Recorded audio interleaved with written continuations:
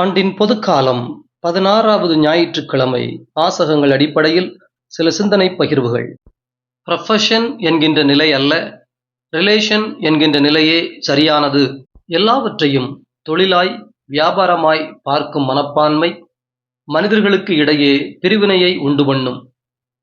இறைவனோ மனிதர்களை இணைக்க, பிணைக்க, உறவும் எனும் நிலையில் வாழ அழைப்பு விடுக்கின்றார். சமூகத்தில் எல்லோரும் எல்லாவிதமான திறமைகளோடும் வசதி வாய்ப்புகளோடும் வாழவில்லை என்பது உண்மை.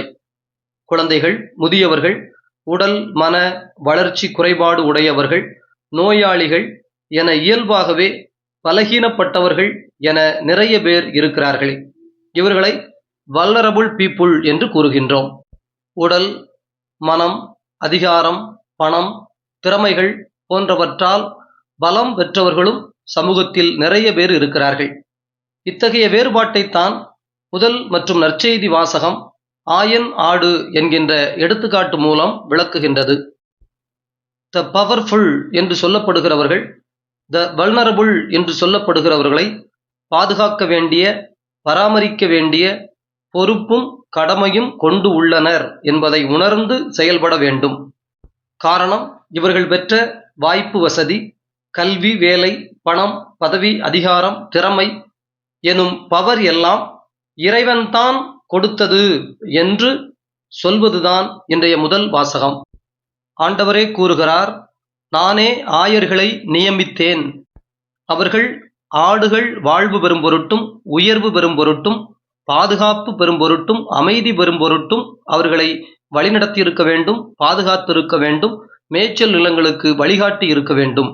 ஆனால் ஆயர் நிலை பெற்றவர்கள் இதை உணராமல், என் உயர்வும் அந்தஸ்தும் என் தனிப்பட்ட திறமையால் நானே உருவாக்கியது, எனவே என் வாழ்க்கை என் சட்டம், என் நிலை என் சொகுசு என்று பிற மனித அக்கறையும் பொறுப்பும் இல்லாமல் வாழும் பொழுது அங்கே இருவகையான கூட்டம் சமூகத்தில் உருவாகி விடுகின்றது. ஆம், ஏழைகள், பணக்காரர்கள். பணப்பற்றாக்குறையால் திருமணம் நடக்குமா நடக்காதா என்கின்ற நிலையில் உள்ளவர்கள் ஒருபுறம், ஒரு திருமணத்திற்கு பல ஆயிரம் கோடி செலவு செய்கிறவர்கள் இன்னொரு புறம், வசதி இல்லாததால் படிக்க இயலாத நிலைக்கு தள்ளப்பட்டவர்கள் ஒருபுறம், லட்சம் லட்சமாய் கொடுத்து படிப்பை விலங்கி வாங்குகிறவர்கள் இன்னொரு புறம். இப்படி வாழ்வின் இரு கூட்டம், இருவருக்கும் இடையில் பகைமை, வெறுப்பு என்கின்ற சுவர் எழும்புகிறது என்பதைத்தான் இரண்டாவது வாசகம் எச்சரிக்கின்றது. நற்செய்தி வாசகத்தில் தங்களுக்கு கொடுக்கப்பட்ட ஆசீரை கொண்டு பணி செய்த சீடர்கள் திரும்பி வந்து பெருமை பேசினார்கள். பேய்கள் ஓடியது, நோய்கள் குணமானது.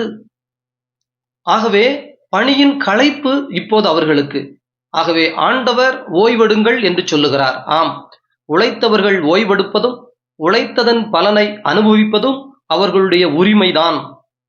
ஆண்டவராகிய கடவுளே 6 நாட்கள் உழைத்தபின் 7வது நாள் ஓய்வெடுத்தார் என்று வாசிக்கின்றோம். 6 நாட்கள் தான் உழைத்ததை எண்ணி எண்ணி பெருமைப்பட்டார், மகிழ்ந்தார், அனைத்தும் நல்லதாய் இருக்கிறது என்று சந்தோஷ மனப்பான்மையில் நிம்மதி கண்டார். ஆகவே உழைத்தவர்கள், உழைப்பினால் அந்தஸ்து உயர்ந்தவர்கள், வாழ்வில் உயர்ந்தவர்கள் அதை நினைத்து பெருமைப்படுவதும், அதிலே சந்தோஷப்படுவதும், அதிலே உயர்வு நிலை அடைவதும், அதை மனநிறைவாய் கொள்வதும் தவறேதும் இல்லை.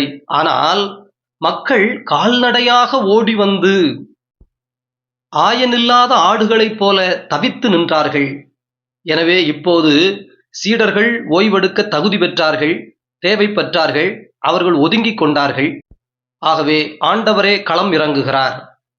எப்போது மேய்க்க வேண்டிய ஆயன் ஓய்வெடுக்கிறார்களோ, அல்லது ஒருவேளை தங்களுடைய அறியாமையினால் ஒதுங்கிக் கொள்ளுகிறார்களோ, அப்போது கடவுள் களம் இறங்குவார். இயேசு கிறிஸ்து போதித்தார், அமைதிப்படுத்தினார், தொடர்ந்து அப்பம் பலுகினார். ஆம், தேவைப்படும் பொழுது இறைவன் தாமே வரலாற்றின் பக்கங்களில் இறங்கி வருகிறார், தானே முன்னின்று செயலாற்றுகிறார் என்பது விவிலியத்தின் பல பாகங்கள் மட்டுமல்ல, உலக வரலாறுகள் முழுவதும் அதைத்தான் சொல்லுகிறது. முதல் வாசகத்திலும் ஆண்டவராகிய கடவுள், நானே இனி என் ஆடுகளை மேய்ப்பேன் என்று உறுதி கூறுகிறார். ஒருவேளை இப்படி இறைவனே களமிறங்க வேண்டிய தேவை ஏற்பட்டு விட்டது என்றால், அங்கே இந்த 2 நிலைகளில் இருப்பவர்களில் சமூக சீர்கேட்டிற்கு காரணமாய் நிற்கின்ற, தீமையின் பக்கம் நிற்கின்ற மனிதர்களுக்கு ஐயோ கேடு என்கின்ற எச்சரிக்கையையும் கொடுக்கின்றார். ஆனால் ஒடுக்கப்பட்ட நல்லவர்களுக்கோ ஆறுதலின், பாதுகாப்பின் ஆட்சியாய் தன்னுடைய வருகை இருக்கும் என்பதையும் சுட்டிக்காட்டுகின்றார். ஆகவே பொறுப்பில் உள்ளவர்கள், திறமை படைத்தவர்கள், பண வசதியை பெற்றுக்கொண்டவர்கள் தங்கள் கடமைகளையும் பொறுப்புகளையும் உணர்ந்து சமூகத்தில் எல்லா நிலையினரும் உயர வாழ உழைக்க வேண்டும், ஒத்துழைக்க வேண்டும். அதற்கேற்ப தங்களுடைய அமைப்பு முறைகளை ஏற்படுத்தி கொள்ள வேண்டும். பகைமை, வெறுப்பு, பொறாமை என்கின்ற சுவர்கள் எழும்பா வண்ணம் தங்களுடைய வாழ்க்கை நிலையை அமைத்து கொள்ள வேண்டும். இன்றைய 2வது வாசகத்தில் 14வது வசனம், அவரே நமக்கு அமைதி அருளுகிறவர், அவரே 2 இனத்தவரையும் பிரித்து நின்ற பகைமை என்னும் சுவரை தமது உடலில் ஏற்ற துன்பத்தின் வழியாக தகர்த்தெறிந்து அவர்களை ஒன்றுபடுத்தினார். ஒரு அமைதியான சமூகத்தை ஆண்டவர் விரும்புகிறார். சமூகம் மட்டுமல்ல, நம்முடைய குடும்பங்களிலும் நம்முடைய உள்ளங்களிலும் இத்தகைய அமைதி இருக்க வேண்டும். நாம் அமைதியின் பிள்ளைகளாய், பாதுகாப்பின் பிள்ளைகளாய் வாழ வேண்டும் என்பதை ஆண்டவர் ஆசீர்வாதமாய் தருகின்றார். சில குடும்பங்களில் ஒரே வீட்டுக்குள் வசிக்கிற கணவன் மனைவிக்குள் கூட இடையே ஏதோ ஒரு வகையான சுவர் மறைத்து நிற்கிறது. பெற்றோர் பிள்ளைகளுக்கு இடையில் கூட ஒரே கூரையின் கீழ் வசித்தாலும் ஏதோ ஒரு சுவர் எழும்பி நிற்கிறது.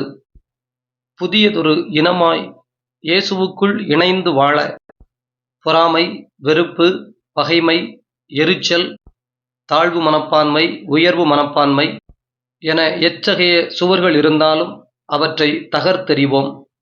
ஆண்டவர் அருளுகின்ற அமைதியின் புதிய இனமாய் உருப்பெறுவோம். இறைவன் நம்மை ஆசீர்வதிப்பாராக. ஆமென்.